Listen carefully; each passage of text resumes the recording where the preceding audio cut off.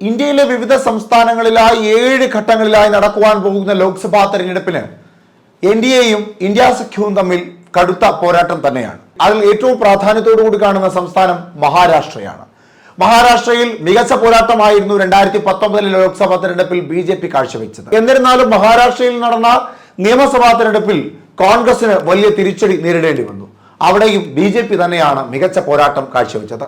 എന്നാൽ 2024 ലോക്സഭാ തെരഞ്ഞെടുപ്പിന് മുന്നോടിയായി ഇന്ത്യൻ നാഷണൽ കോൺഗ്രസിന്റെ നേതൃത്വത്തിൽ സംഘടിച്ചു നിൽക്കുന്ന ഇന്ത്യ സഖ്യം കാര്യമായ രീതിയിൽ മഹാരാഷ്ട്രയിൽ മുന്നേറ്റം ഉണ്ടാക്കുമെന്ന ആത്മവിശ്വാസത്തിൽ തന്നെയായിരുന്നു ആദ്യഘട്ട പ്രചരണ പരിപാടികളിലും സ്ഥാനാർത്ഥി നിർണയത്തിലുമൊക്കെ തീരുമാനമെടുത്തിരുന്നത്. എന്നാൽ സീറ്റ് വിഭജന ചർച്ചയിൽ നിലവിൽ മഹാരാഷ്ട്രയിൽ ഒരു വലിയ തർക്കം നടക്കുകയാണ്. മഹാരാഷ്ട്രയിലെ 5 സീറ്റുകളെ സംബന്ധിച്ചുകൊണ്ടാണ് കോൺഗ്രസും ശിവസേനയും തമ്മിൽ വലിയ തർക്കം നടക്കുന്നത്.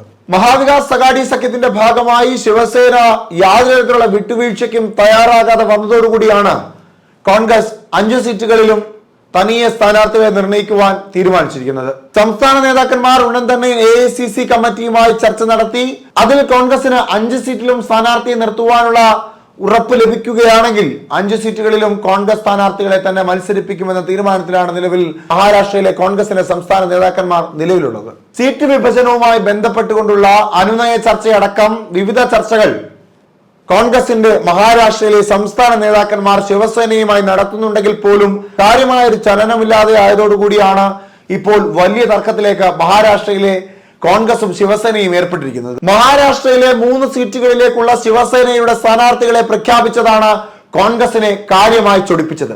എന്നാൽ ഇതുമായി ബന്ധപ്പെട്ട ചർച്ചയിൽ കോൺഗ്രസിന് ഗുണകരമാവുന്ന തരത്തിലേക്കുള്ള ഒരു നിലപാട് ശിവസേന എടുക്കാതെ വന്നതോടുകൂടിയാണ് ശക്തമായ ഒരു തീരുമാനത്തിലേക്ക് കോൺഗ്രസ് നീങ്ങുന്നതിന്റെ പ്രധാനപ്പെട്ട കാരണവും. വിട്ടുവീഴ്ചകൾ ഒന്നും ചെയ്യാത്തത് ശിവസേനയും കോൺഗ്രസും തമ്മിലുള്ള തർക്കത്തിന് ആക്കം കൂട്ടുകയായിരുന്നു.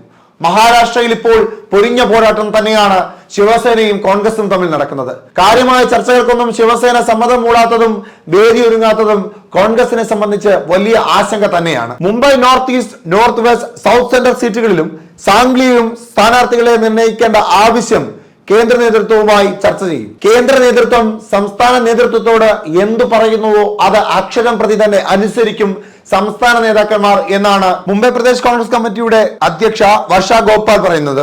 കോൺഗ്രസിന് അവകാശവാദമുള്ള ഭിവണ്ടി സീറ്റില്ലാതെ NCPയിലെ ശരത് പവാർ വിഭാഗം തങ്ങളുടെ സ്ഥാനാർത്ഥികളെ തീരുമാനിച്ചു. നിലവിൽ 5 സീറ്റുകളിലാണ് ഇന്ത്യ സഖ്യത്തിനുള്ളിൽ വലിയ തർക്കം നടക്കുന്നത്. ഈ തർക്കം കാര്യമായ രീതിയിൽ മഹാരാഷ്ട്രയിലെ മറ്റ് സീറ്റുകളിലൂടെ പടരുവാതിരിക്കുവാൻ കാര്യമായ രീതിയിലുള്ള ചർച്ചകൾ നിലവിൽ നടക്കുന്നുണ്ട്.